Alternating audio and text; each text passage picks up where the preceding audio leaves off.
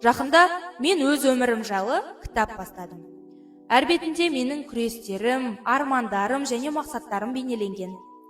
Ең қызығы, кітаптың үлкен бір тарауын алып жатқан, ол менің болашағыма жасап жатқан қадамдарым екен. Бірақ бұл жай ғана күнделік емес. Бұл менің болашағымды жазып жатқан әңгіме. Және бұл әңгіме әлі аяқталған жоқ. Себебі алдағы беттер журналистикамен жалғасып, толықтай өмірімді байланыстырмақ.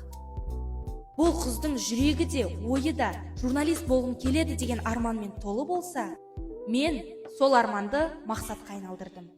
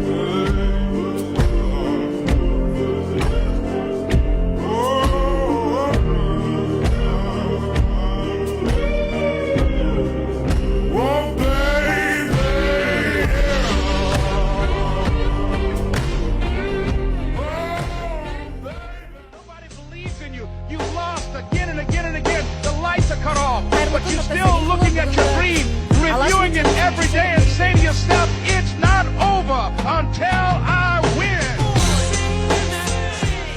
Бүгінде біздің командамыз қазіргі Сарайшық ауылы бұрынғы Сарайшық қаласына қонақ болды. Айтасыз, берген сұхбатыңызға көп рахмет. Сәлем достар, бүгінде сіздермен бірге Жетідара командасы. Қайырлы күн, бүгін біздің мектебімізде үлкен іс-шара. Ұлтымның ұлықтасаң асылдарын, күңіреніп кететіндей ғасырға мұң, найзағайдай атылып жауларына, білеме жұрт баяндай асыл барын. Нәзік жан қамықсада қыз боп туып, бекінді тәуекелге белін буып, аттанды қан майданға қаршадай боп, Әлия мен Мәншүктің кегін қуып. Деген қыз қасиетті топырағын, Алтай, Атырау, Сарыарқа атырабын.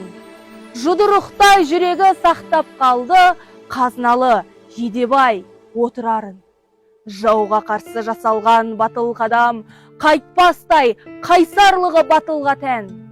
Өрім талдай өмірін құрбан етті, 12-де бір гүлі ашылмаған.